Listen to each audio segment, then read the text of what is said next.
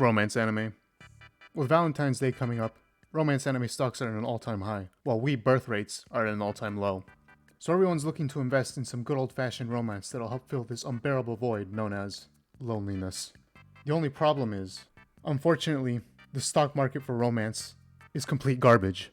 A compelling romance story is becoming increasingly more difficult to find, as the genre seems to lack any ways to truly innovate past a certain threshold. Stop me if you've heard this one before.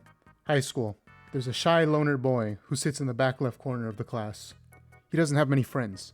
He's an avid gamer and Discord moderator. He has never talked to a single girl in his life. Then, the most popular girl in school, outgoing lifestyle, seems to know everyone throughout the entire school. They magically become friends because one day they happen to get caught in the rain together. They slowly develop feelings for each other as their friendship grows, and eventually, they hold hands. You find yourself searching through the deepest depths of hell, known as your My Anime list, but in the end, it all just feels uninspired.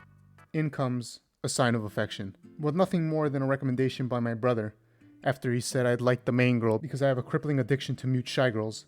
I went into the show blind, with no expectations, and what I came out with was an unexpected masterpiece. We're introduced to Yuki, a 19-year-old college student who has been deaf her entire life. People in her life, like family, have not even bothered to learn sign language to make it easier to talk with her. So the only way she's able to talk with them is through hand gestures and text. This type of barrier of not being able to communicate with others, or at least not to the extent that she truly wants to, has left her feeling unable to truly express herself. Then we have Nagi, who aside from being on a non-stop mewing streak, doesn't seem to really care about anyone other than himself and his own desires. Not that he's not outgoing, it's quite the opposite. He constantly travels and has friends that he's met from all over the world, but you can tell by his behaviors and the way he talks with them, that he's only showing what he wants them to see. Almost as if he's holding back, not truly showing who he really is, and it makes you wonder, why? Then, they meet, and you can immediately tell that there's something there, something special.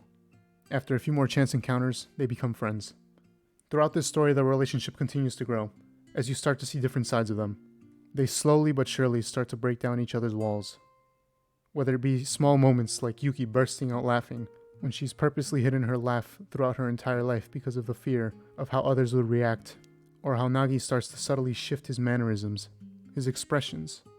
He just acts entirely different around her, almost as if he's beginning to show an entirely different side of himself that he hasn't shown to anyone else. You start to see their worlds open up and shine in a whole new light, and only continue to grow as they spend more time together.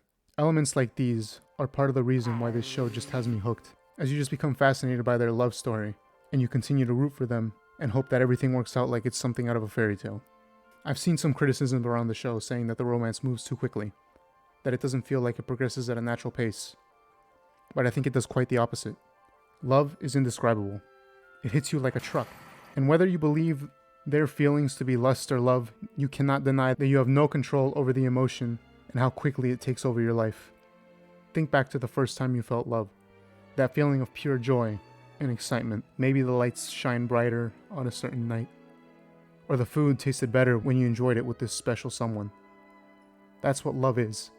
An unpredictable, exciting feeling to where your whole world almost becomes this other person. I feel that this show does an excellent job of showing that raw, inexplicable feeling that has me wanting more and more each week.